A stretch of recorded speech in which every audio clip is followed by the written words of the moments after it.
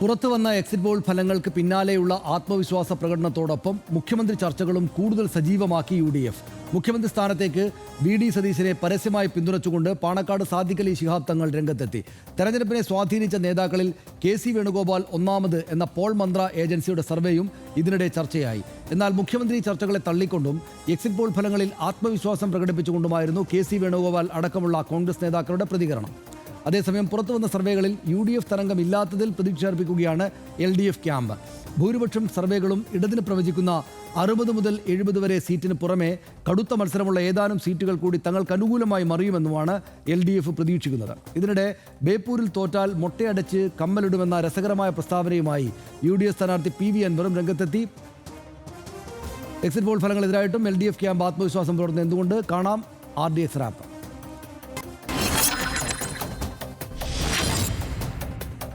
Exit poll survey ഫലങ്ങൾ അനുകൂലമായതോടെയാണ് കോൺഗ്രസിലെ മുഖ്യമന്ത്രി ചർച്ചകൾക്ക് വീണ്ടും ചൂടുപിടിച്ചത്. മുഖ്യമന്ത്രി പദവിയിലേക്ക് മറ്റ് നേതാക്കളെക്കാൾ കൂടുതൽ പിന്തുണ പ്രതിപക്ഷ നേതാവ് VD സതീശന് തന്നെയാണുള്ളത്. കോൺഗ്രസിലെ മുഖ്യമന്ത്രി ചർച്ചയിൽ VD സതീശനെ പരസ്യമായി പിന്തുണച്ച് മുസ്ലിം ലീഗ് രംഗത്തെത്തി. എക്സിറ്റ് പോളുകളിൽ പ്രകടമായ പിന്തുണ ജനങ്ങളുടെ അഭിപ്രായമാണ്. ജനവികാരം മാനിച്ചായിരിക്കും UDF തീരുമാനമെടുക്കുക എന്നും പാണക്കാട് സാദിഖ് അലി തങ്ങൾ വ്യക്തമാക്കി. UDFിലെ ഒരു പ്രബല കക്ഷി തന്നെ VD സതീശന് പരസ്യമായി പിന്തുണ നൽകുന്നതിൽ കോൺഗ്രസിനുള്ളിൽ അതൃപ്തിയുണ്ട്. അതേസമയം വിലക്കേട്ടും തുടരുന്ന മുഖ്യമന്ത്രി ചർച്ചകൾ അനവസരത്തിലാണെന്നും മുഖ്യമന്ത്രി ഹൈക്കമാൻഡ് തീരുമാനിക്കുമെന്നും KPCC പ്രസിഡന്റ് സണ്ണി ജോസഫ് പറഞ്ഞു. വിവാദം കനക്കുന്നതിനിടെ ഇന്നും VD സതീശനെതിരെ പോസ്റ്ററുകൾ പ്രത്യക്ഷപ്പെട്ടു. മൂവാറ്റുപുഴയിൽ പ്രത്യക്ഷപ്പെട്ട പോസ്റ്ററുകളിൽ VD സതീശന്റെ മുഖ്യമന്ത്രി മോഹം വിലപ്പോകില്ലെന്നാണ് വ്യക്തമാക്കുന്നത്. എന്നാൽ പുറത്തുവന്ന എക്സിറ്റ് പോൾ ഫലങ്ങളെ തള്ളിയായിരുന്നു LDF നേതാക്കളുടെ പ്രതികരണം. RDX wrap news Malayalam.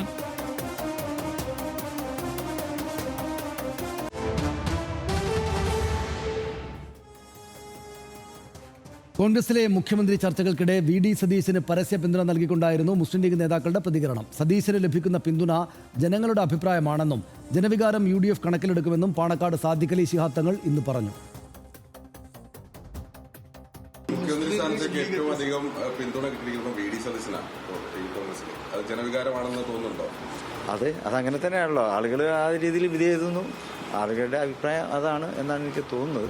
അത് എക്സിറ്റ് പോളിൽ തന്നെയാണല്ലോ വന്നിട്ടുള്ളത് അല്ലേ? അതെ അതെ അതെ, ആളുകൾ ആ രീതിയിൽ വിധി എഴുതിയിട്ടുണ്ടാവും. മുഖ്യമന്ത്രി ചർച്ചകളോട് പ്രതികരിക്കാതെയായിരുന്നു AICC ജനറൽ സെക്രട്ടറി KC വേണുഗോപാലിന്റെ ഇന്നത്തെ പ്രതികരണം. CPIM അധികാരത്തിന് പുറത്തേക്കുള്ള വഴിയിലാണെന്നും പ്രതിപക്ഷ നേതാവ് ആരായിരിക്കുമെന്ന് CPIMനോട് ആരും ചോദിക്കാത്തത് എന്തുകൊണ്ടാണെന്നും KC ചോദിച്ചു. വരുന്ന 4-ാം തീയതി UDFന്റെ ദിവസമായിരിക്കുമെന്നും KC വേണുഗോപാൽ പറഞ്ഞു. 4-ാം തീയതി ഞങ്ങൾ വളരെ ശുഭപ്രതീക്ഷയോടെ നിൽക്കുകയാണ്. 4-ാം തീയതി UDFന്റെ ദിവസമായിരിക്കും. പ്രതിപക്ഷ നേതാവ് ആരാകും ചോദിക്കണം അവരോട്. അത് രാവിലെ മുതൽ വൈകുന്നേരം വരെ ചോദിക്കണം.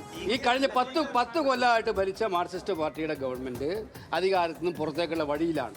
അപ്പോൾ ആരാണ് ഇനിയുള്ള കാലം അവരെ നിയമസഭയിൽ നയിക്കുന്നത്? അതാണ് കേരളത്തിലെ ഏറ്റവും പ്രധാനപ്പെട്ട പെർട്ടിനന്റ് ചോദ്യം. അത് നിങ്ങളാരും ചോദിക്കുന്നില്ല.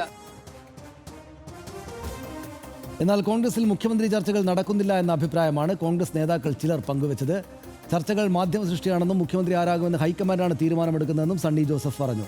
മുഖ്യമന്ത്രി ആര് എന്നതിൽ മെയ് 4-ന് ശേഷം ചർച്ച എന്നായിരുന്നു K മുരളീധരന്റെ പ്രതികരണം. മുഖ്യമന്ത്രി ചർച്ചകളെ തള്ളിയ മുൻ UDF കൺവീനർ MM ഹസൻ ലീഗിന്റെ നിലപാടിൽ നീരസവും പ്രകടിപ്പിച്ചു.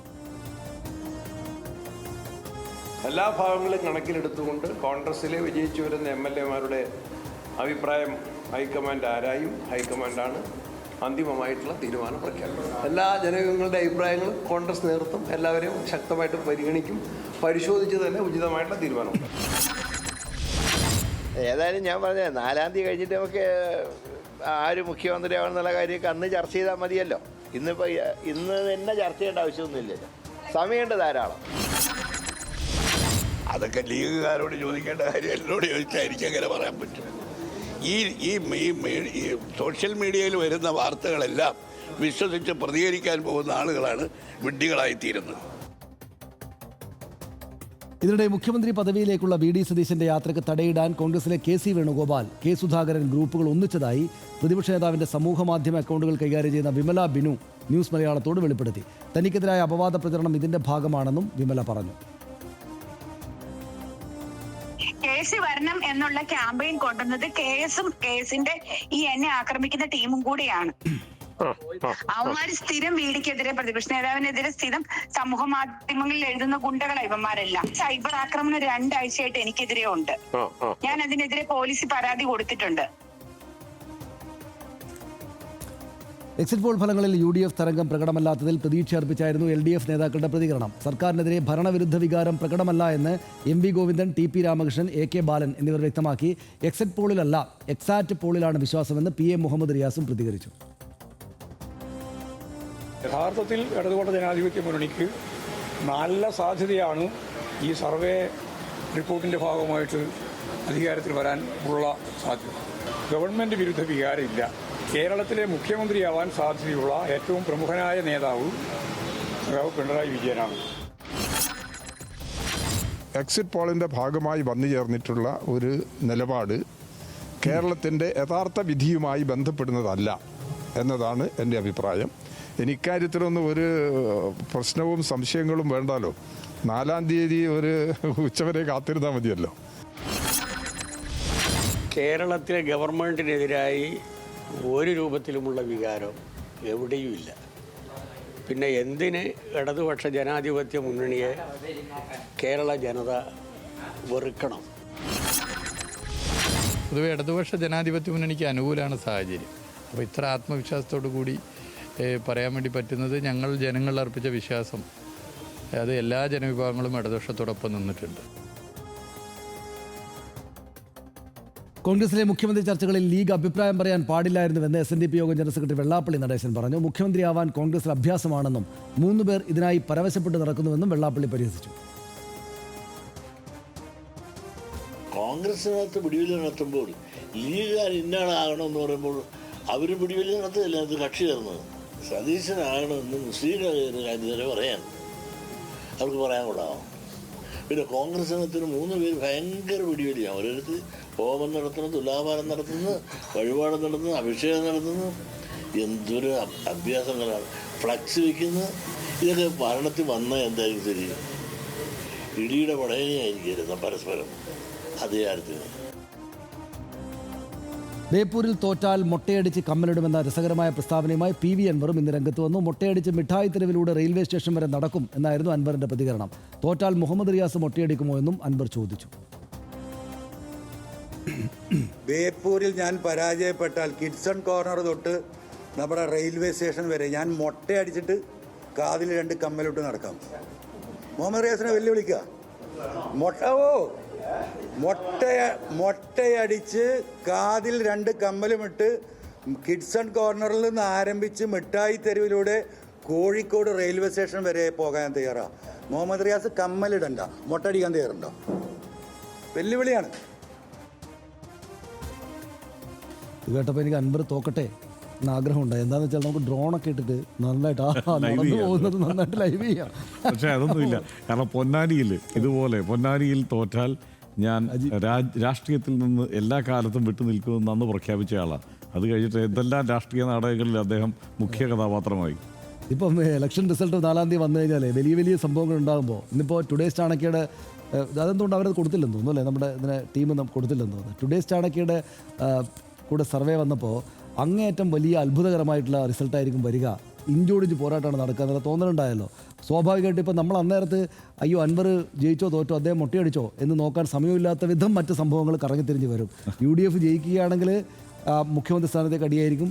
LDF ജയിക്കുകയാണെങ്കിൽ UDFകാർ തമ്മിൽ അടിയായിരിക്കും. ആകെപ്പാടെ പ്രശ്നമായിരിക്കും. അപ്പോൾ അൻവർക്ക് നോക്കാൻ നമുക്ക് സമയം ഉണ്ടാവില്ലെന്നായിരിക്കും തോന്നുന്നത് അല്ലേ? അതെ, അതാണ് പ്രത്യേകിച്ച് ഈ ടുഡേസ് ചാണക്യയുടെ ഇന്നത്തെ സർവേ കൂടി വന്നു കഴിഞ്ഞപ്പോൾ നമുക്ക് ആകെപ്പാടെ ഒരു അങ്കലാപ്പിലേക്കാണ് കാര്യങ്ങൾ നീങ്ങുന്നത് എന്നുള്ളതാണ്. കാരണം വേണമെങ്കിൽ ഒരു തൂക്ക് മന്ത്രിസഭ തന്നെ തൂക്ക് സർക്കാർ തന്നെ ഇവിടെ വന്നേക്കുമോ എന്ന് സംശയിക്കാവുന്ന തരത്തിലുള്ള ഒരു സർവേയാണ് ടുഡേസ് ചാണക്യ തന്നിരിക്കുന്നത്. നമ്മൾ ഈ ഒരു എക്സിറ്റ് പോൾ ഫലങ്ങളെയും പൂർണ്ണമായും വിശ്വാസത്തിലെടുക്കുന്നില്ല, ആ മട്ടിൽ മുഖവിലേക്ക് എടുക്കുന്നില്ല. പക്ഷേ ഇത് ഡേറ്റയാണല്ലോ, ആ ഡേറ്റയെ ആ മട്ടിൽ തന്നെ നമ്മൾ വിലയിരുത്തി പോകണം എന്നുള്ളത് കൊണ്ട് അതുകൂടി നമ്മൾ പരിശോധിക്കേണ്ടതുണ്ട്. അത് നോക്കിയാൽ സനീഷ്, അതിനകത്ത് UDFന് 69 +-9 ആണ്. 69 സീറ്റ് ഉറപ്പ്, അല്ലെങ്കിൽ +-69 +-9.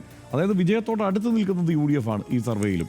പക്ഷേ പ്രശ്നം LDFന് 64 ഉറപ്പുള്ളത്, +-9 ആണ്. അതായത് 64 + 9 വേണ്ട, അധികാരത്തിലേക്ക് എത്താൻ. അതായത് ഇവരിൽ ആര് വേണമെങ്കിലും അധികാരത്തിലേക്ക് എത്താം. BJPക്ക് 7 ആണ്, അതായത് 3 മുതൽ 7 വരെ സീറ്റുകളാണ് BJPക്ക് അവർ കണ്ടിരിക്കുന്നത് ഈ ടുഡേയ്സ് ചാണക്യ. അപ്പോൾ ഈ നിലയ്ക്ക് ആണ് കാര്യങ്ങൾ വരുന്നതെങ്കിൽ എങ്ങനെയായിരിക്കും കേരളത്തിൻ്റെ ഇനിയുള്ള 4-ാം തീയതിക്ക് ശേഷം അങ്ങോട്ട് കേരളം എങ്ങനെയാണ് പോവുക എന്നുള്ളത് വളരെ കൗതുകകരമായിരിക്കും. ഇതിനകത്ത് ഒരു കാര്യമുണ്ട്. ഇപ്പോൾ ടുഡേയ്സ് ചാണക്യയുടെ സർവേ, ഇപ്പോൾ നമ്മൾ ആക്സിസ് മൈ ഇന്ത്യയുടെ സർവേയെക്കുറിച്ച് കഴിഞ്ഞ ദിവസം വളരെ ഘോരഘോരം സംസാരിച്ചു, ദീർഘമായി ചർച്ച ചെയ്തു. അതിന് കാരണം ഏറ്റവും കൗതുകകരമായ വിവരങ്ങൾ വന്നത് ആക്സിസ് മൈ ഇന്ത്യയുടെ സർവേയിലായിരുന്നു. ഏറ്റവും വലിയ വിജയം UDF പ്രവചിച്ചത് ആക്സിസ് മൈ ഇന്ത്യയാണ്. വിജയിയെ തമിഴ്നാട്ടിൽ മുഖ്യമന്ത്രിയാക്കിയത് ആക്സിസ് മൈ ഇന്ത്യയാണ്. ഇങ്ങനെയൊക്കെയുള്ള പ്രത്യേകതകളുള്ളത് കൊണ്ട് നമ്മൾക്ക് ഇന്നലെ ആക്സിസ് മൈ ഇന്ത്യ ആയിരുന്നു വിഷയമെങ്കിൽ ഇന്നിപ്പോൾ ടുഡേയ്സ് ചാണക്യ നോക്കാതിരിക്കാൻ വയ്യ എന്നുള്ള അവസ്ഥയിലേക്ക് കാര്യങ്ങൾ എത്തി. കാരണം അവർ ഇന്നലത്തെ സർവേകളും പിന്നെ അവരുടെ സ്വന്തം സർവേയും എല്ലാം വിശദമായി പഠിച്ച് അതിനെ ക്രോഡീകരിച്ചാണ് ഇന്നിപ്പോൾ സർവേ റിപ്പോർട്ട് പുറത്തുവിട്ടിരിക്കുന്നത്. ഇതിൽ എനിക്ക് കൗതുകകരമായി തോന്നിയ ഒരു കാര്യം, അതായത് നമ്മളിപ്പോൾ എല്ലായ്പ്പോഴും പറയുമല്ലോ, നമ്മളുടെ അഭിപ്രായ സർവേ ഫലങ്ങൾ അവതരിപ്പിച്ച സമയത്തൊന്നും എല്ലാവരും പറഞ്ഞത് എന്തിനാണ് ഈ ജാതി പറയുന്നത്, എന്തിനാണ് മതം പറയുന്നത്. അതാണ് ഏറ്റവും നിർണായകമായ ഷിഫ്റ്റ് എങ്ങനെയാണ് എന്നുള്ളത് ഈ ക്രോസ് സെക്ഷനെ നോക്കുമ്പോഴാണ് കാര്യങ്ങൾ മനസ്സിലാവുക. അപ്പോൾ ആക്സിസ് മൈ ഇന്ത്യയിൽ ആ ക്രോസ് സെക്ഷൻ എങ്ങനെ വോട്ട് ചെയ്യുന്നു എന്നുള്ള വിവരം ഉണ്ടായിരുന്നു. അവരുടെ മെത്തഡോളജിയെക്കുറിച്ച് പല സംശയങ്ങളും ഈ ഘട്ടത്തിൽ ഉയർന്നിട്ടുണ്ട്. അത് ഞാൻ ഈ പോകുന്ന വഴിക്ക് അത് പറഞ്ഞു പോകാമെന്നാണ് കരുതുന്നത്. ആ മെത്തഡോളജിയെക്കുറിച്ചുള്ള സംശയം ഉള്ളപ്പോൾ തന്നെ ഈ ക്രോസ് സെക്ഷൻ്റെ ഒരു പെർഫോമൻസ് എങ്ങനെയായിരിക്കും എന്നത് സംബന്ധിച്ചുള്ള ചില വിലയിരുത്തലുകൾ ഉണ്ടായിരുന്നു. അതിലേറ്റവും ശ്രദ്ധേയമായി എനിക്ക് തോന്നിയത് ഈഴവ വോട്ടുകൾ ലെഫ്റ്റിന് അനുകൂലമായി വർദ്ധിച്ചിരിക്കുന്നു എന്നുള്ളതാണ്. അതായത് UDF വലിയ വിജയം പ്രവചിക്കുമ്പോഴും ഈഴവ വോട്ടുകൾ ലെഫ്റ്റിന് അനുകൂലമായി പോയിരിക്കുന്നു, SC/ST വോട്ടുകൾ ലെഫ്റ്റിന് അനുകൂലമായി പോയിരിക്കുന്നു. അതേസമയം നായർ വോട്ടുകളും മുസ്ലിം വോട്ടുകളും ക്രിസ്ത്യൻ വോട്ടുകളും ഒരുമിച്ച് നിന്നിട്ട് UDF വിജയിപ്പിക്കുന്നു എന്നുള്ളതാണെങ്കിൽ ഇവിടെ 3 മുതൽ 7 വരെ സീറ്റുകൾ വേണമെങ്കിൽ BJPക്ക് പ്രവചിക്കുന്ന ഒരു സർവേ കൂടി ആയതുകൊണ്ട് നമുക്ക് ഈ കണക്ക് നോക്കാതെ, ഈ ക്രോസ് സെക്ഷൻ നോക്കാതിരിക്കാൻ കഴിയില്ല. അത് നോക്കുമ്പോൾ എങ്ങനെയാണെന്നറിയാമോ? നായർ വോട്ടുകൾ എടുത്താൽ UDF 32%, LDF 28% നായർ വോട്ടുകൾ, 39% BJPക്കാണ് നായർ വോട്ടുകൾ പോയിരിക്കുന്നത്. 2 മുസ്ലിം വോട്ടുകൾ എടുത്താൽ 62% UDF പോയിരിക്കുന്നു, 33% LDF ഇത് കേരളത്തിലെ ഒരു പതിവ് പാറ്റേൺ അനുസരിച്ചുള്ള, അതായത് ഇവിടെ വലിയ ഇടിവ് വന്നിട്ടില്ല. ഇതാണ് ആക്സിസ് മൈ ഇന്ത്യയും ഈ ടുഡേയ്സ് ചാണക്യയും തമ്മിലുള്ള വ്യത്യാസം. ഈ മുസ്ലിം വോട്ടുകളിലാണ് ഏറ്റവും സൂക്ഷ്മമായി നിൽക്കുന്നത്. അതായത് 31% മുസ്ലിം വോട്ടുകൾ ആക്സിസ് മൈ ഇന്ത്യ LDF കൊടുത്തിരുന്നുള്ളൂ എങ്കിൽ 33% എന്ന് പറയുമ്പോൾ അതിൻ്റെ കണക്ക് വലുതാണ്. കാരണം എന്താണ്, കേരളത്തിലെ ഏറ്റവും വലിയ ജനവിഭാഗമാണ് മുസ്ലിം സാമുദായിക വിഭാഗമാണ്. അപ്പോൾ ആ നിലയ്ക്ക് നോക്കുമ്പോൾ അതിൻ്റെ കണക്ക് വലുതാണ്. അപ്പോൾ 31% LDF പോയെങ്കിൽ ഇവർ 33% LDF കൊടുക്കുന്നുണ്ട്. അതായത് 34%-35% ഇടയ്ക്കാണ് 2021 LDF കിട്ടിയിരിക്കുന്നതെന്നാണ് അന്നത്തെ കണക്കുകൾ സൂചിപ്പിക്കുന്നത് മുസ്ലിം വോട്ടുകളിൽ. അപ്പോൾ 33% ഇപ്പോഴും നിലനിൽക്കുന്നുണ്ടെങ്കിൽ അവിടെ വലിയ ഇടിവുണ്ടായിട്ടില്ല. അതായത് ഈ ന്യൂനപക്ഷ വോട്ടുകളുടെ കൺസോളിഡേഷൻ എന്ന ആദ്യഘട്ടം മുതൽ ചർച്ച ചെയ്യുന്ന വിഷയം ആ മട്ടിൽ സംഭവിച്ചിട്ടില്ല എന്ന് വേണമല്ലോ. അപ്പോൾ അങ്ങനെയാണെങ്കിൽ ഈ കണക്ക് നോക്കുമ്പോൾ മനസ്സിലാക്കാൻ. ഇനി അടുത്തത് നോക്കിയാൽ ക്രിസ്ത്യൻ വോട്ടുകളുടെ കാര്യം എടുത്താൽ 53% UDF പോകുന്നു, 34% LDF പോകുന്നു, 11% BJPക്ക്. അതായത് ക്രിസ്ത്യൻ വോട്ടുകൾ BJPക്ക് ലഭിക്കില്ല എന്നാണ് ആക്സിസ് മൈ ഇന്ത്യ പറഞ്ഞത്. ആ നിലയ്ക്ക് അതായത് കഴിഞ്ഞ തവണ ലഭിച്ചതിനേക്കാൾ 2% കുറവേ ക്രിസ്ത്യൻ വോട്ടുകൾ ലഭിക്കുകയുള്ളൂ എന്ന് പറഞ്ഞപ്പോൾ ഇവിടെ 11% ഇതിൽ ഇവർ പ്രവചിച്ചിരിക്കുകയാണ്. അങ്ങനെയാണ് ഈ 3%, അതായത് നായർ വോട്ടുകളും ക്രിസ്ത്യൻ വോട്ടുകളും ഗണ്യമായി BJPക്ക് അനുകൂലമായി ചില മണ്ഡലങ്ങളിൽ വരുന്നു എന്ന് വേണം ഇവരുടെ സർവേയിൽ നിന്ന് നമ്മൾ മനസ്സിലാക്കാൻ. അങ്ങനെയാണ് അവർ ഈ 3 മുതൽ 7 വരെ പ്രവചിച്ചിരിക്കുന്നത്. ആക്സിസ് മൈ ഇന്ത്യ 0-ലാണ് തുടങ്ങുന്നതെന്നാണ് എൻ്റെ ഓർമ്മ, നോക്കണമെന്നുകൂടി. അങ്ങനെയാണ് തുടങ്ങുന്നത്. പക്ഷേ ഈ മട്ടിൽ BJPക്ക് ഇവരൊരു പ്രവചനം നടത്തിയിരിക്കുന്നു. ഇത് കുറേ ഇപ്പോൾ നായർ വോട്ടുകളുടെ കാര്യം എടുത്താലും ക്രൈസ്തവ വോട്ടുകളിൽ അല്ലെങ്കിൽ ക്രൈസ്തവ സമുദായത്തിനിടയിൽ കഴിഞ്ഞ കുറച്ച് കാലമായി ഉണ്ടായിരുന്ന ഒരു ചാഞ്ചാട്ടം എല്ലാം എടുത്ത് പരിശോധിച്ചാൽ ആ നിലയ്ക്ക് കുറച്ച് വേണമെങ്കിൽ ഇങ്ങനെയും സംഭവിക്കാമല്ലോ എന്ന് ചിന്തിക്കാനുള്ള ഒരു തരം ഇവിടെ ഒരുക്കി വയ്ക്കുന്നുണ്ട്. ഏറ്റവും പ്രധാനപ്പെട്ടത് ഈഴവ വോട്ടുകളുടെ കാര്യത്തിൽ ഇവർ പറയുന്നതാണ്. അവിടെ ആക്സിസ് മൈ ഇന്ത്യയും ഇവരും ഏതാണ്ട് ഒരുപോലെയാണ് കാര്യങ്ങൾ പറയുന്നത്. കാരണം ഈഴവ വോട്ടുകളിൽ 47% LDF-നാണ്, 32% BJPക്കാണ്, 20% UDF പറയുന്നുള്ളൂ. അതായത് UDF പരമ്പരാഗതമായി കിട്ടിക്കൊണ്ടിരുന്ന ഈഴവ വോട്ടുകളിൽ കുറച്ച് BJPക്ക് അനുകൂലമായി പോയിട്ടുണ്ട് എന്ന് വേണമെങ്കിൽ കണക്ക് കൂട്ടിയെടുക്കാവുന്ന തരത്തിലാണ് ഇത് വന്നിരിക്കുന്നത്. SC വോട്ടുകൾ എടുത്താൽ 49% LDF, 31% UDF, 18% BJPക്ക്. അപ്പോൾ നമ്മൾ നോക്കേണ്ട ഒരു കാര്യം എന്താണെന്ന് വെച്ച് കഴിഞ്ഞാൽ 10-18% വോട്ട് BJPക്ക് ലഭിക്കുമെന്ന് പൊതുവെ ഇവർ വിലയിരുത്തുന്നു. അതിനൊപ്പിച്ച് പെർഫോം ചെയ്യുന്നത് എങ്ങനെയാണെന്ന് ഈ ക്രോസ് സെക്ഷൻ എടുത്ത് പരിശോധിക്കുമ്പോൾ നമുക്ക് മനസ്സിലാക്കാൻ കഴിയുന്നത് ഈ നായർ വോട്ടുകൾ, ഈഴവ വോട്ടുകൾ, ക്രിസ്ത്യൻ വോട്ടുകളിൽ 15%, പട്ടികജാതി വിഭാഗത്തിൽ 18% എന്നിങ്ങനെയാണ് ഇവരുടെ വോട്ട് പോകുന്നത്. അപ്പോഴും കഴിഞ്ഞ ആക്സിസ് ബൈ ഇന്ത്യയും ഇതും തമ്മിൽ ഒരുമിച്ച് നിൽക്കുന്ന ഒരു കാര്യം, ഈഴവ വോട്ടുകളിലും SC വോട്ടുകളിലും ഇടതു മുന്നണിക്ക് അതിൻ്റെ സ്വാധീനം നഷ്ടപ്പെടാതെ നിലനിർത്താൻ കഴിഞ്ഞിട്ടുണ്ടെന്നുള്ളതാണ്. ഈ ക്രോസ് സെക്ഷൻ എടുത്ത് സൂക്ഷ്മമായി പരിശോധിച്ച് വരുമ്പോൾ ഇവർ ഈ പറഞ്ഞ കണക്കുകൾ ഇങ്ങനെ വേണമെങ്കിൽ സംഭവിക്കാമല്ലോ എന്ന് തോന്നും. BJP 7 സീറ്റ് നേടും എന്നുള്ള തോന്നലിലേക്ക് ഞാൻ എന്തായാലും എത്തുന്നില്ല. അത് വേണമെങ്കിൽ ഈ പറയുന്ന നമ്മൾ ഈ പറഞ്ഞ ഏതാണ്ട് തൂക്കം ഒപ്പിച്ച് ഒപ്പത്തിനൊപ്പം എത്തുന്ന, വേണമെങ്കിൽ തൂക്കിലേക്ക് പോകാവുന്ന ഒരു സ്ഥിതി വരണമെങ്കിൽ ഈ പറയുന്ന 3 സീറ്റുകൾ ഒക്കെ ആയിരിക്കും BJPക്ക് ഒരുപക്ഷെ ലഭിക്കാൻ സാധ്യതയുള്ളത്. അത് പാർട്ടികൾ വിലയിരുത്തുമ്പോഴും ഉണ്ട്. ഇപ്പോൾ CPIM വിലയിരുത്തുമ്പോഴും BJPക്ക് സീറ്റുകൾ ലഭിച്ചേക്കാം, 2 സീറ്റുകൾ എന്നുള്ള വിലയിരുത്തലിലേക്ക് അവരെത്തിയിട്ടുണ്ട്. കോൺഗ്രസ് വിലയിരുത്തുമ്പോഴും BJPക്ക് സീറ്റുകൾ ലഭിച്ചേക്കാം എന്ന് പറയുന്നു. അതായത് ഈ പാർട്ടികൾ, ഈ മുന്നണികളും വിലയിരുത്തുമ്പോൾ, അതായത് LDF UDF മുന്നണികൾ വിലയിരുത്തുമ്പോൾ പോലും BJPക്ക് സീറ്റ് ഇല്ല എന്നുള്ള വിലയിരുത്തലിലേക്ക് ഇത്തവണ അവരെത്തിയിട്ടില്ല എന്നുള്ള കൗതുകകരമായ ഒരു അവസ്ഥ കൂടിയുണ്ട്. അപ്പോൾ അതിനോട് ചേർത്ത് വയ്ക്കാം. പിന്നെ ഒറ്റ കാര്യം കൂടെ പറയാം. ടുഡേയ്സ് ചാണക്യയുടെ സർവേ ബീഹാർ തെരഞ്ഞെടുപ്പിൽ 2015 ഏറ്റവും തകർന്നു പോയത്. അവരുടെ വാസ്തവമായി അടുത്ത് നിന്നില്ല, അത് പരാജയപ്പെട്ടു ആ സർവേ. പക്ഷേ മറ്റ് സർവേകൾ, അതായത് കൂടുതൽ BJPക്ക് അനുകൂലമായി വരുന്നു എന്നുള്ള വിമർശനമൊക്കെ ടുഡേയ്സ് ചാണക്യയുടെ സർവേയെക്കുറിച്ചുണ്ട്. പക്ഷേ ആ തെരഞ്ഞെടുപ്പ് ഫലം എങ്ങനെയായിരിക്കുമെന്നും അവരുടെ സീറ്റ് എങ്ങനെയായിരിക്കുമെന്നുള്ളത് ഏകദേശം അതിനോട് അടുപ്പിച്ച് പ്രവചിക്കാൻ ടുഡേയ്സ് ചാണക്യയ്ക്ക് കഴിഞ്ഞിട്ടുണ്ട്. എനിക്ക് തോന്നുന്നത് അതിൻ്റെ ഡേറ്റ കൂടി പറഞ്ഞു പോയി കഴിഞ്ഞാൽ കൃത്യമായിട്ടത് മനസ്സിലാക്കിയെടുക്കാൻ പറ്റുമെന്നാണ് എനിക്ക് തോന്നുന്നത്. അവരുടെ സർവേ നോക്കാം.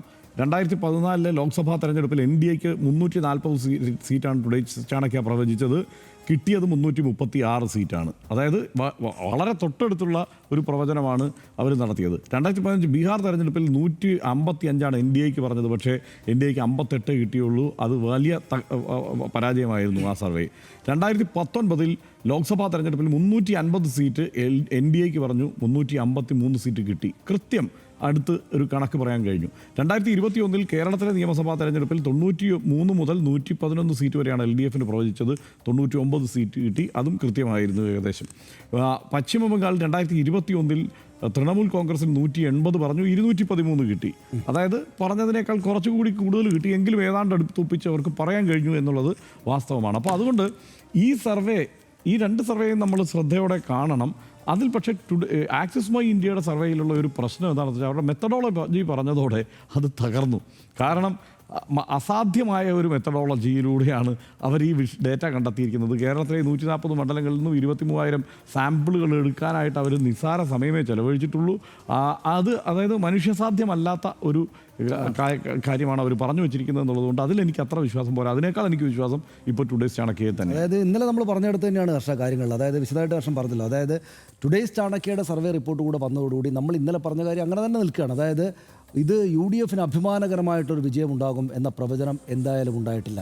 LDF 10 വർഷത്തിൻ്റെ ഭരണത്തിന് ശേഷം അവർക്കെതിരെ വലിയ ഭരണവിരുദ്ധ വികാരമുണ്ട് എന്ന് കണ്ടെത്തുന്ന ഒരു സർവേ ഫലങ്ങളും വന്നിട്ടില്ല. എന്ന് മാത്രമല്ല, തിരിച്ച് വ്യാഖ്യാനിക്കാവുന്ന സർവേ ഫലമാണ് ഇന്നത്തെ ടുഡേയ്സ് ചാണക്യ സർവേ ഫലത്തിലൂടെ വന്നിരിക്കുന്നത്. ഹർഷൻ ഇപ്പോൾ പറഞ്ഞല്ലോ, 93 മുതൽ 111 വരെ സീറ്റുകളാണ് അവർ കഴിഞ്ഞ തവണ പ്രവചിച്ചിരുന്നത്. 99 എന്ന ഏറ്റവും അടുത്തുള്ള നമ്പറിലേക്ക് എത്തി. അവരുടെ പ്രവചനം ഇത്തവണ ഇഞ്ചോടിഞ്ച്, അതായത് വോട്ട് ശതമാനം പറയുന്നത് എത്രയാണ് ഹർഷ? അതായത് 38% വരെ വോട്ട് ഷെയറാണ് LDFന് പറയുന്നത്, 40% UDFന്. 2% വോട്ട് ഷെയർ എന്ന് പറഞ്ഞാൽ അങ്ങേയറ്റം നിസ്സാരമായിട്ടുള്ള ഒരു വ്യത്യാസമാണ്. അപ്പോൾ ശരിക്കും ആരാണ് ജയിക്കുന്നത് എന്ന് യഥാർത്ഥത്തിൽ ഇപ്പോൾ എല്ലാ സർവേ ഫലങ്ങളും UDFന് അനുകൂലം എന്ന് പറയുമ്പോൾ ടുഡേയ്സ് ചാണക്യയും UDFന് അനുകൂലമായിട്ട് തന്നെയാണ് പറഞ്ഞിരിക്കുന്നതെങ്കിലും പക്ഷേ എന്താണ് ഈ ടുഡേയ്സ് ചാണക്യയുടെ സർവേ ഫലത്തെ അങ്ങനെ UDF അധികാരത്തിലേക്ക് വരും എന്ന് വ്യാഖ്യാനിക്കാവുന്ന നിലയിലേക്ക് കാര്യങ്ങളെ കാണാൻ വേണ്ടി പറ്റില്ല എന്നാണ് എനിക്ക് തോന്നുന്നത്. അതുകൊണ്ട് UDFന് 60 മുതൽ 78 വരെ, LDFന് 55 മുതൽ 73 വരെ എന്ന് വെച്ചാൽ ഇന്നിപ്പോൾ MP ഗോവിന്ദൻ മാസ്റ്റർ വന്ന് പ്രതികരിച്ചത് അവർക്ക് അങ്ങനെ പ്രതികരിക്കാനും ആത്മവിശ്വാസത്തോടെ ഇരിക്കാനുള്ള ഡാറ്റ തന്നെയാണ് ഈ വന്നിരിക്കുന്ന എല്ലാ സർവേകളിലും കൂടെ വന്നിരിക്കുന്നതാണ് എനിക്ക് മനസ്സിലാക്കാൻ പറ്റിയത്. ടുഡേയ്സ് ചാണക്യ ഇന്നലെ നമുക്ക് അത്രയ്ക്ക് ഉറപ്പിച്ച് ഞാനങ്ങ് പറഞ്ഞിരുന്നില്ല. അത്രയ്ക്ക് ഉറപ്പിച്ച് LDFന് വലിയ ഭരണവിരുദ്ധ വികാരമില്ല, മുഖ്യമന്ത്രിക്ക് അനുകൂലമായിട്ട് ഇത്രയും പേര് സംസാരിച്ചിട്ടുണ്ട്, ഇത്രയും മുഖ്യമന്ത്രിക്ക് ആ തരത്തിലുള്ള ശതമാന കണക്ക് വന്നിട്ടുണ്ട്. അതുകൊണ്ട് തന്നെ ഇത് UDFൻ്റെ വമ്പൻ വിജയം, 10 വർഷത്തിന് ശേഷം UDF ഇത് അടിച്ചു തൂത്തി വാരി കൊണ്ടുപോകുന്നത് എന്ന മട്ടിലുള്ള വളരെ ഖണ്ഡിതമായിട്ടുള്ളൊരു വിജയമല്ല പ്രവചിച്ചിരിക്കുന്നതെന്ന് ഇന്നലെ പറഞ്ഞിട്ടുണ്ടെങ്കിൽ അത് ഒരു പടി കൂടെ ശക്തമാക്കിയിട്ട് പറയാവുന്ന നിലയാണ് ഇപ്പോൾ ഉള്ളത്. നമ്മൾ 4-ാം തീയതി 12 മണിവരെയെങ്കിലും അല്ലെങ്കിൽ കുറേ നേരത്തേക്കെങ്കിലും വായിച്ച് ഒരു എന്താണ് സംഭവിക്കുന്നതെന്ന് മനസ്സിലാക്കാൻ പറ്റാത്ത വിധമുള്ള റിസൾട്ടാണ് വരിക എന്നാണ് എനിക്ക് തോന്നുന്നത്. പക്ഷേ നമ്മൾ അടുത്ത വിഷയത്തിലേക്ക് കടന്നാൽ മുഖ്യമന്ത്രി ചർച്ച ഇത്തവണയും വിശദമായിട്ട് ഈ ദിവസവും കാര്യമായിട്ട് നടന്നു എന്നാണ് നമ്മൾ കാണുന്നത്. ഇതിനകത്ത് ഇന്നിപ്പോൾ ഞാൻ പ്രത്യേകമായിട്ട് പറയാനുള്ളത് ഹർഷ, അതായത് മുസ്ലിം ലീഗിൻ്റെ നിലപാടാണ്. ലീഗ് വളരെ ധാർമ്മികതയോടെയുള്ള, ലീഗ് വളരെ മാന്യമായിട്ടുള്ള ഒരു രാഷ്ട്രീയ പാർട്ടിയാണ് എന്ന് ഒന്നുകൂടെ ആ മുന്നണിക്കകത്ത് നിന്ന് തെളിയിക്കുന്ന ഒരു പ്രസ്താവനയായി ഇന്ന് തങ്ങളുടെ BD സതീശന് അനുകൂലമായിട്ടുള്ള പ്രസ്താവന. BD സതീശൻ മുഖ്യമന്ത്രിയാകട്ടെ എന്നൊന്നും അദ്ദേഹം പറഞ്ഞില്ല, ചോദ്യങ്ങൾക്ക് ഉത്തരമായിട്ട്, പക്ഷേ വളരെ വൃത്തിയായിട്ടൊരു സന്ദേശം അദ്ദേഹം മുന്നോട്ട് വെച്ചു. അത് രാഷ്ട്രീയമായിട്ട് നല്ല മാന്യതയുള്ളതും രാഷ്ട്രീയമായിട്ട് നല്ല ധാർമ്മികതയുള്ളതുമായ ഒരു പാർട്ടി നിലപാടായിട്ട് എനിക്ക് മുസ്ലിം ലീഗിൻ്റെ നിലപാടിനെ കണ്ടപ്പോൾ തോന്നി. കാരണം എന്താണെന്ന് വെച്ചാൽ ഈ 10 വർഷത്തെ ഭരണത്തിന് ശേഷം ഈ UDFൻ്റെ തെരഞ്ഞെടുപ്പ് പോരാട്ടത്തെ നയിച്ചത് BD സതീശനാണ് എന്ന ഒറ്റ പോയിന്റിൽ നിന്നാണ് ലീഗ് ആ ഒരു സ്റ്റാൻഡ് പറയുന്നത്. അത് BD സതീശൻ അവകാശപ്പെട്ടതാണ് ഈ വിജയം വരികയാണെങ്കിൽ എന്ന ഒരു സ്റ്റാൻഡിന് അവർക്കുള്ള ന്യായീകരണം അതാണ്. അതായത് ഈ തെരഞ്ഞെടുപ്പ് കാലത്ത് കാര്യങ്ങളെ നയിച്ചത് പ്രതിപക്ഷ നേതാവ് എന്ന നിലക്ക് BD സതീശനാണ്. തെരഞ്ഞെടുപ്പ് കഴിഞ്ഞ് വിജയിച്ച് മുഖ്യമന്ത്രിയാകാൻ പോകുമ്പോൾ മറ്റു രണ്ടുപേരുടെയും അവകാശവാദങ്ങളെ അല്ലെങ്കിൽ അവർക്കുള്ള അവകാശത്തെ തള്ളിക്കളയുകയല്ല, പക്ഷേ BD സതീശനൊപ്പം നിൽക്കുന്നതാണ് രാഷ്ട്രീയ മാന്യതയും ധാർമ്മികതയും എന്ന് ലീഗ് കാണിച്ചു എന്നാണ് എനിക്ക് തോന്നിയത്. അത് വളരെ പോസിറ്റീവായിട്ടൊരു കാര്യമായിട്ട് എനിക്ക് തോന്നി. രണ്ടാമത്തെ ഒരു കാര്യം, ഈ വെള്ളാപ്പള്ളി നടേശൻ ഇന്നും വന്നിട്ട് ലീഗിനെ പരിഹസിക്കുന്ന രീതിയിലുള്ള നിലപാട് സ്വീകരിച്ചു. എനിക്കതിൽ ഒരു ബുദ്ധിമുട്ട് തോന്നി. അങ്ങനെ പരിഹസിക്കേണ്ടുന്ന, എതിർക്കേണ്ടുന്ന രാഷ്ട്രീയ പാർട്ടിയല്ല മുസ്ലിം ലീഗ്. ഈ തെരഞ്ഞെടുപ്പ് കാലത്താകെ തന്നെ ഞാൻ മുസ്ലിം ലീഗിൻ്റെ സൈബർ അണികളൊക്കെ എന്ന് വെച്ചാൽ മഹാമോശക്കാരാണ്, പലതരത്തിലുള്ള പ്രശ്നങ്ങൾ ഉണ്ടാക്കുന്നുണ്ട്. പക്ഷേ മുസ്ലിം ലീഗ് രാഷ്ട്രീയ പാർട്ടിയുടെ ലീഡർഷിപ്പ് എന്നുള്ളത്, പ്രത്യേകിച്ചും PK കുഞ്ഞാലിക്കുട്ടിയും തങ്ങളൊക്കെ അടക്കമുള്ള ലീഡർഷിപ്പ് എന്നുള്ളത് വളരെ രാഷ്ട്രീയമായിട്ട്, ഞാൻ നേരത്തെ പറഞ്ഞ മാന്യതയും ധാർമ്മികതയുള്ള നിലപാട് സ്വീകരിക്കുന്നു എന്നൊരു തോന്നലോടൊപ്പം എനിക്കുണ്ടായൊരു തോന്നൽ ഇന്ന് ഈ മുഖ്യമന്ത്രി ചർച്ചകൾ ഇങ്ങനെ നടക്കുന്നത് കാണുമ്പോൾ, പ്രത്യേകിച്ചും AK ബാലൻ്റെ കഴിഞ്ഞ ദിവസത്തെ പ്രസ്താവനയും കൂട്ടിച്ചേർത്ത് നോക്കുമ്പോൾ എനിക്ക് സത്യമായിട്ടും ഹർഷ തോന്നി, യഥാർത്ഥത്തിൽ PK കുഞ്ഞാലിക്കുട്ടി കേരളത്തിൻ്റെ മുഖ്യമന്ത്രി ആകാൻ അർഹതയുള്ളൊരു നേതാവാണ്. PK കുഞ്ഞാലിക്കുട്ടി K കരുണാകരനും AK ആൻ്റണിക്കും ഉമ്മൻചാണ്ടിക്കുമൊപ്പം, എന്ന് വെച്ചാൽ കോൺഗ്രസിൻ്റെ UDFൻ്റെ ഏറ്റവും തലപ്പൊക്കമുള്ള നേതാക്കൾക്കൊപ്പം അവർക്കൊപ്പം ചേർന്ന് നടന്നിട്ട് ഈ രാഷ്ട്രീയ ധാരയെ നയിച്ച, ഭരണത്തെ നയിച്ച ആളാണ്. വ്യവസായ വകുപ്പ് മന്ത്രിയായിട്ട് അദ്ദേഹത്തിന് ഇപ്പോൾ 74 വയസ്സുണ്ട്. അദ്ദേഹം ഞാൻ കണ്ട രാഷ്ട്രീയ നേതാക്കളിൽ, കേരളത്തിലെ രാഷ്ട്രീയ നേതാക്കളിൽ വലിയ വിമർശനങ്ങൾക്കിരയായ സംഭവങ്ങൾ അകപ്പെട്ടയാളാണ്. എന്നാൽ അത് കടന്നിട്ടും അദ്ദേഹം എനിക്ക് തെറ്റുപറ്റിയിട്ടുണ്ടെങ്കിൽ ഞാനതിൽ ഖേദം പ്രകടിപ്പിക്കുന്നു എന്ന മറ്റുള്ള രാഷ്ട്രീയ സ്റ്റാൻഡ് എടുത്തിട്ട് വളരെ വലിയ രാഷ്ട്രീയ തെരഞ്ഞെടുപ്പ് പരാജയത്തിന് ശേഷവും തിരിച്ചു വന്നൊരു നേതാവാണ് PK കുഞ്ഞാലിക്കുട്ടി. എന്ന് മാത്രമല്ല, നമ്മുടെ കേരളം പോലുള്ളൊരു ബഹുസ്വര സമൂഹത്തിനകത്തേക്ക് എടുക്കേണ്ടുന്ന സ്റ്റാൻഡ് ഒരു തരം അഗ്രസീവ്നെസ്സും ഇല്ലാതെ വളരെ ശാന്തമായിട്ടും ഓരോ രാഷ്ട്രീയ സാമൂഹ്യ സാഹചര്യങ്ങളെയും അത് ഉൾക്കൊള്ളുന്ന, അതിനാവശ്യമായിട്ടുള്ള, അതർഹിക്കുന്ന ഗൗരവത്തോടു കൂടി ഒരു കുഴപ്പവും ഉണ്ടാക്കാതെ കൈകാര്യം ചെയ്തിട്ടും ഒരു പൊതു മുന്നണിയെ ആകെ തന്നെയും നയിക്കുന്ന ഏറ്റവും നമ്പർ 1 ലീഡർ എന്ന നിലയിലുള്ള പ്രസക്തി തെളിയിച്ചിട്ടുള്ള ആളാണ് PK കുഞ്ഞാലിക്കുട്ടി. നമ്മൾ കാണേണ്ടുന്നൊരു കാര്യം എന്താണെന്ന് വെച്ചാൽ, ഈ മുസ്ലിം ലീഗിന് കോൺഗ്രസുമായിട്ട് ഈ കഴിഞ്ഞ തെരഞ്ഞെടുപ്പുകളിലൊന്നും വലിയ വ്യത്യാസമൊന്നുമില്ല ഹർഷ. ഈ വോട്ട് വ്യത്യാസം എന്ന് നമുക്കറിയാം, ചെറിയ വോട്ടുകളുടെ വ്യത്യാസമാണ് ഇവർക്കുള്ളത്. 21 സീറ്റ് കോൺഗ്രസിനുള്ളപ്പോൾ കഴിഞ്ഞ തവണ 15 സീറ്റുണ്ട് ലീഗിന്. ഈ 2016 കോൺഗ്രസിന് 22 സീറ്റുള്ളപ്പോൾ ലീഗിന് 18 സീറ്റുണ്ട്. അതിന് മുമ്പ് 38 സീറ്റ് കോൺഗ്രസ് നേടിയപ്പോൾ 20 സീറ്റുണ്ട്. എന്ന് വെച്ചാൽ തൊട്ടടുത്ത് തന്നെ അവരവരുടെ സീറ്റുകൾ ഉറപ്പിച്ച് വിജയിക്കുന്ന കേഡർ പാർട്ടി സംവിധാനം എന്ന നിലക്ക് അവരുടെ സീറ്റുകൾ മാത്രം ഗംഭീരമാക്കുകയല്ല, വിജയിക്കുക മാത്രമല്ല, ഈ മുന്നണി സംവിധാനത്തെ ആകെ സത്യം പറഞ്ഞാൽ കോൺഗ്രസിനേക്കാൾ കൂടുതൽ രാഷ്ട്രീയമായിട്ട് മുന്നോട്ട് കൊണ്ടുപോകുന്ന കേഡർ സംവിധാനവും പ്രവർത്തകരുടെ ബാഹുല്യവുമുള്ള ഒരു രാഷ്ട്രീയ പാർട്ടിയാണ് മുസ്ലിം ലീഗ്. അവരെപ്പോഴും രാഷ്ട്രീയമായിട്ട് ധാർമ്മികമായിട്ടുള്ള നിലപാടുകൾ സ്വീകരിക്കുന്നവരാണ്. അവരുടെ നല്ല നേതാവായിട്ട് കുറേ കൂടെ രാഷ്ട്രീയ പാരമ്പര്യവും വിജയിച്ച ചരിത്രവും കാര്യങ്ങളും മുന്നോട്ട് കൊണ്ടുപോകാൻ ശേഷിയുള്ള ഒരാളെന്ന നിലക്ക് PK കുഞ്ഞാലിക്കുട്ടി വന്നിട്ടുണ്ട്. PK കുഞ്ഞാലിക്കുട്ടി മുഖ്യമന്ത്രിയാകണമെന്ന് പറഞ്ഞിട്ട് നമ്മളെടുത്തിട്ട് ഈ ഇപ്പോൾ തന്നെയും മുഖ്യമന്ത്രി പദവിയിലേക്കുള്ള വഴക്ക് നടക്കുന്നിടത്തേക്ക് നമ്മൾ മുന്നോട്ട് കൊണ്ട് വെക്കുകയൊന്നുമല്ല ചെയ്യുന്നത്. ഞാനൊരു സിംബോളിക്കായിട്ട് PK കുഞ്ഞാലിക്കുട്ടി സമ്പൂർണ്ണമായിട്ടും കേരളത്തിൻ്റെ മുഖ്യമന്ത്രിയാകാൻ അർഹനാണ് എന്ന് പറയുകയാണ് ചെയ്യുന്നത്. പലതരത്തിൽ അത് AK ബാലനൊക്കെ വന്ന് പരിഹസിക്കുന്നതും ഒട്ടും ശരിയല്ലാത്ത പ്രസ്താവനകൾ നടത്തുകയും ചെയ്യുന്നത് കാണുമ്പോൾ നമുക്കിപ്പോഴും അറിയില്ല 4-ാം തീയതി ആരാ ജയിക്കുകയെന്ന്. കാരണം ഈ സർവേ ഫലങ്ങളെന്ന് പോലും ഖണ്ഡിതമായിട്ട് നമുക്കൊരു കാര്യത്തിലേക്ക് എത്തുക സാധ്യമല്ല. വോട്ടെണ്ണൽ കഴിഞ്ഞ് ഇതിന് ശേഷം മാത്രമേ നമുക്ക് എന്തായാലും ഇക്കാര്യത്തിൽ തീരുമാനം എടുക്കാൻ പറ്റൂ. പക്ഷേ UDF അവരുടെ മുഖ്യമന്ത്രി പദവി ആലോചനകളുമായിട്ട് പോവുകയാണ്. ഞാൻ പറയാൻ ഉദ്ദേശിച്ചത്, നിശ്ചയമായിട്ടും മുസ്ലിം ലീഗ് ഇതുവരെ എടുത്ത സ്റ്റാൻഡ് വെച്ചിട്ട് അവർക്ക് ഒരു കയ്യടി അവർ അർഹിക്കുന്നുണ്ട്. PK കുഞ്ഞാലിക്കുട്ടി മുഖ്യമന്ത്രിയായാൽ എന്താണ് കുഴപ്പം എന്ന് കേരളം AK ബാലനെ പോലുള്ള നേതാക്കളോട് ചോദിക്കേണ്ടുന്ന ഒരു സമയമാണ്. PK കുഞ്ഞാലിക്കുട്ടി ഇതുവരെ ആ തരത്തിൽ മുഖ്യമന്ത്രി പദവിയിലേക്ക് വരാവുന്ന ഒരാളാണ് എന്ന് പറയണമെന്ന് തോന്നിയതുകൊണ്ട് ഞാനത് പറഞ്ഞു. തീർച്ചയായും ഇതിന് ഒരു കാര്യം പറയാനുള്ളത്, KC വേണുഗോപാലിനെ ഇപ്പം ഈ ചർച്ചകളിൽ KC വേണുഗോപാലിൻ്റെ പേരിങ്ങനെ മുന്നോട്ട് വന്നപ്പോഴാണ് വി.ഡി. സതീശൻ്റെ പേര് വീണ്ടും ഇങ്ങനെ ചർച്ച ചെയ്യപ്പെടേണ്ട സാഹചര്യം ഉണ്ടാവുന്നത്, അതുപോലെ തന്നെ ലീഗിന് ഈ മട്ടിലൊരു പിന്തുണയുമൊക്കെ ആയി രംഗത്തെത്തേണ്ടി വരുന്നത്. പക്ഷേ ഈ ചർച്ചകളെല്ലാം നിയന്ത്രിക്കാനായി ഹൈക്കമാൻഡ് വല്ലാതെ ശ്രമിക്കുന്നുണ്ട്. ദീപാദാസ് മുൻഷി തന്നെ ഈ കാര്യത്തിൽ മുന്നറിയിപ്പ് കൊടുത്തിട്ടുണ്ട്, ഇങ്ങനെ പരസ്യമായ ചർച്ചകൾക്ക് നിൽക്കരുത് എന്ന്. KPCC പ്രസിഡന്റ് തുടർച്ചയായി ഇത് ആവശ്യപ്പെടുന്നുണ്ട്. പക്ഷേ കോൺഗ്രസിനുള്ളിൽ ഈ ചർച്ച നടക്കുന്നത് മാത്രമല്ല, വലിയ ഫ്ലക്സ് യുദ്ധമൊക്കെ ഇതിന് സമാന്തരമായി നടക്കുകയാണ്. കഴിഞ്ഞ ദിവസം നമ്മളിവിടെ ചർച്ച നടത്തിയപ്പോൾ ഈ KC വേണുഗോപാലിന് എന്താണ് അർഹത കുറവ് എന്നുള്ള ചോദ്യം ഞാൻ ചോദിച്ചിരുന്നു. അതായത് അദ്ദേഹം ഈ തെരഞ്ഞെടുപ്പിനെ മുന്നോട്ട് നയിക്കാൻ വേണ്ട ഫണ്ട് കൊണ്ടുവന്നത് അടക്കമുള്ള കാര്യങ്ങൾ വിശദീകരിച്ചു. രസകരമായ കാര്യം എന്താണെന്ന് വെച്ചാൽ അതിന് തൊട്ടു പിന്നാലെ ചില കോൺഗ്രസ് പ്രവർത്തകരായിട്ടുള്ള ആളുകൾ തന്നെ, എന്ന് വെച്ചാൽ കേവലം പ്രവർത്തകരല്ല കേട്ടോ, കോൺഗ്രസ്സുകാർ എന്നെ വിളിച്ചിട്ട് ചോദിച്ചത്, എന്താണ് നിങ്ങൾക്ക് അങ്ങനെ എന്തെങ്കിലും ഒരു ഉറപ്പുണ്ടോ, KC തന്നെ വരും എന്നുള്ള നിലയ്ക്ക് എന്തെങ്കിലും മെസ്സേജ് കിട്ടിയോ, അതുകൊണ്ടാണോ അങ്ങനെയൊക്കെ നിങ്ങൾ അവതരിപ്പിച്ചത് എന്ന്. സത്യത്തിൽ അങ്ങനെയൊന്നും അല്ല നമ്മൾ അവതരിപ്പിച്ചത്. കൃത്യമായി എന്തുകൊണ്ട് KC വേണുഗോപാലിന് അർഹതയുണ്ട് എന്നുള്ളത് പറയാൻ വേണ്ടി മാത്രമാണ് നമ്മൾ ആ കാര്യം അവതരിപ്പിച്ചത്. ഇപ്പോൾ V.D. സതീശൻ്റെ കാര്യത്തിലേക്ക് വരുമ്പോൾ ആത്യന്തികമായി ഞാൻ മനസ്സിലാക്കുന്നത് V.D. സതീശൻ വരണം എന്നാഗ്രഹിക്കുന്ന കോൺഗ്രസ്സുകാർ പോലും, അല്ലെങ്കിൽ കോൺഗ്രസ് MLA-മാരായി വരും എന്ന് ഏതാണ്ട് ഉറപ്പാക്കിയിരിക്കുന്നവർ പോലും വിചാരിക്കുന്നത് അതിൽ KC വേണുഗോപാലിൻ്റെ, അതായത് KC വേണുഗോപാലിൻ്റെ കൂടി പിന്തുണയോടെ V.D. സതീശൻ മുഖ്യമന്ത്രിയാവുന്ന നിലയ്ക്ക്, അല്ലെങ്കിൽ അവിടെ ഒരു സംഘർഷമോ ഒരു ചർച്ചയോ ഒരു തർക്കമോ ഒന്നും ഇല്ലാതെ അങ്ങനെ സംഭവിക്കുന്ന നിലയ്ക്ക് കാര്യങ്ങൾ വരണമെന്നാണ്. അല്ലെങ്കിൽ ഇവരൊക്കെ വലിയ ധർമ്മസങ്കടത്തിലാകും. ഒറ്റ കാര്യം കൂടെ പറയാം, ഈ വെള്ളാപ്പള്ളി നടേശൻ്റെ കാര്യം പറഞ്ഞല്ലോ, AK ബാലൻ്റെയും. AK ബാലൻ ഇതിനകത്ത് ഈ ഒരു കാര്യവുമില്ലാത്തയാളാണ്. അതായത് കുഞ്ഞാലിക്കുട്ടി മുഖ്യമന്ത്രി ആയാൽ എന്താ AK ബാലന് കുഴപ്പം? എന്താണ് കുഴപ്പം? EMS-നെ 2 തവണ കൂടി വായിച്ചു നോക്കണം AK ബാലൻ എന്നുള്ളതാണ് ആ കാര്യത്തിൽ എനിക്ക് പറയാനുള്ളത്. ഒരു കാര്യം, ഒറ്റ കാര്യം കൂടി, ഈ വെള്ളാപ്പള്ളി നടേശൻ ഇത് പറയുമ്പോൾ ഉള്ളൊരു കുഴപ്പം എന്താ പറയുക, ഏത് കോണ്ടെക്സ്റ്റിലാണ് ഈ കാര്യം പറയുന്നത് എന്നുള്ള വ്യക്തത വെള്ളാപ്പള്ളിക്ക് ഉണ്ടോ എന്നുള്ള കാര്യത്തിൽ എനിക്ക് സംശയം. കാരണം പണ്ട് സംരക്ഷണ മുന്നണി കാലത്ത് കുഞ്ഞാലിക്കുട്ടി പിന്മാറി എന്നുള്ള പരാതിയിന്മേലാണ് ഇപ്പോഴും ഇതൊക്കെ ഇങ്ങനെ ആവർത്തിച്ച് പറഞ്ഞുകൊണ്ടിരിക്കുന്നത്. അത് വേറൊരു വൈരതിര്യാതന ഒരു ബുദ്ധിയായി വളർന്നിട്ട് അതിനെ വേറെ വർഗീയമായി അവതരിപ്പിച്ച് തുടങ്ങിയിരിക്കുന്നു എന്നിടത്താണ് അദ്ദേഹത്തിൻ്റെ പ്രശ്നം. അദ്ദേഹം അത് തിരിച്ചറിയുന്ന പോലും ഉണ്ടോ എന്നുള്ള കാര്യത്തിൽ എനിക്ക് സംശയം. കാര്യം കൂടെ പറഞ്ഞു നിർത്താം. അതായത് കേരളത്തിലെ UDF-ന്റെ ഭരണം വരണം എന്ന് എനിക്ക് എപ്പോഴും ആഗ്രഹം തോന്നുന്ന സന്ദർഭങ്ങളിൽ ഇന്നും ഉണ്ടായിട്ടുണ്ട്. അത് നമ്മൾ നേരത്തെ കാണിച്ചു, വിമല ബിനു പറഞ്ഞത്.